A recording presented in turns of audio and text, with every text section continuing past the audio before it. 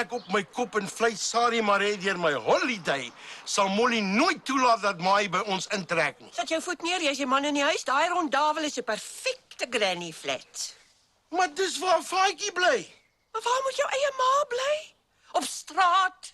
Ma het maar sy eie woonstel. Dit voel al vir my soos 'n tronk. Ek is verskriklik eensaam daar.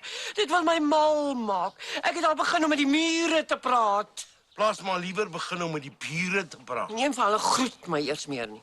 Want ma het al met elkeen van hulle vasgesit. Jy laat my klink of ek 'n interfering ou heks is. Ek is jou ma, I'll have you know. Ek weet, want ek verstaan vir ma.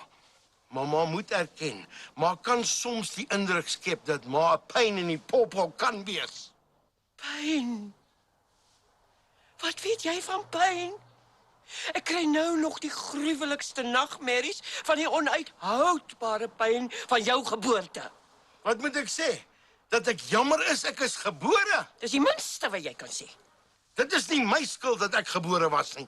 Dit was daai verdomde pa van jou se skuld. Maar nee, nou is die blikskottel lekker dood en kan ek hom nie uitvreet soos ek graag wil nie. Hoe kan maar so iets van pa sê? Mens praat nie so van iemand wat dood is nie. Hoekom nie?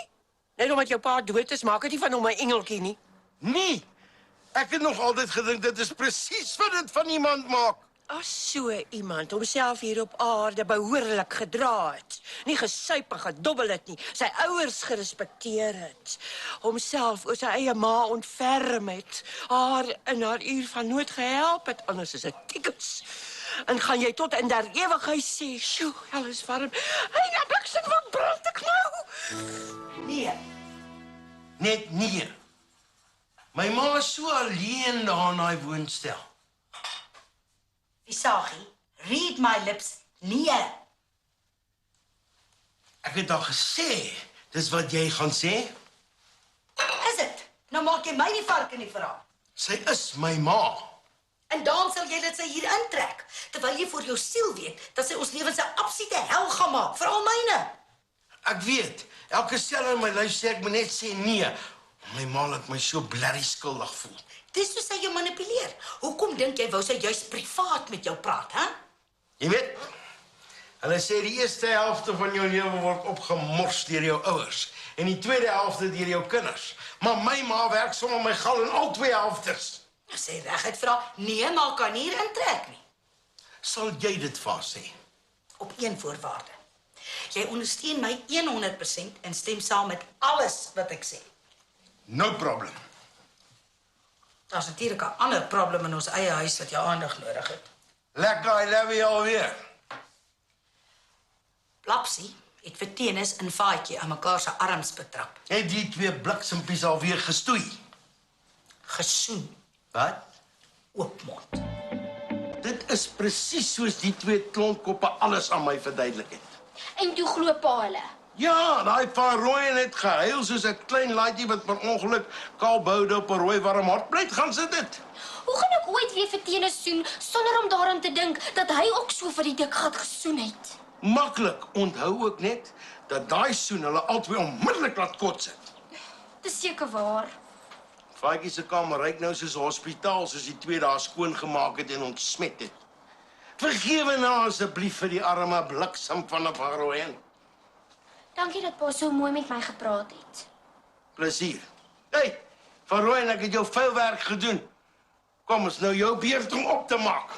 Kom, sit. Ja, right.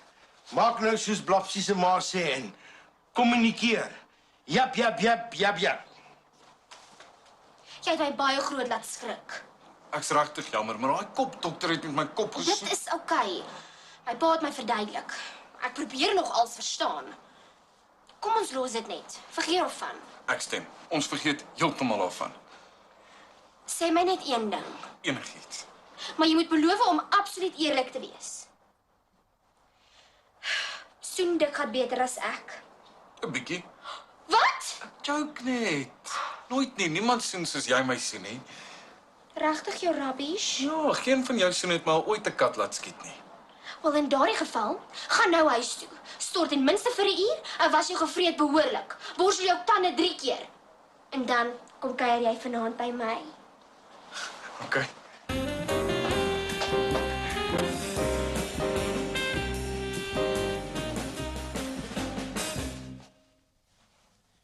Kos gaan nog so rukkie wees. Het jou ma gebel. Ja. En vra gesê ons wil almal saam met haar praat. Ja. Wat eet ons vanaand? Lieg jy vir my? Ek het al 'n SMS.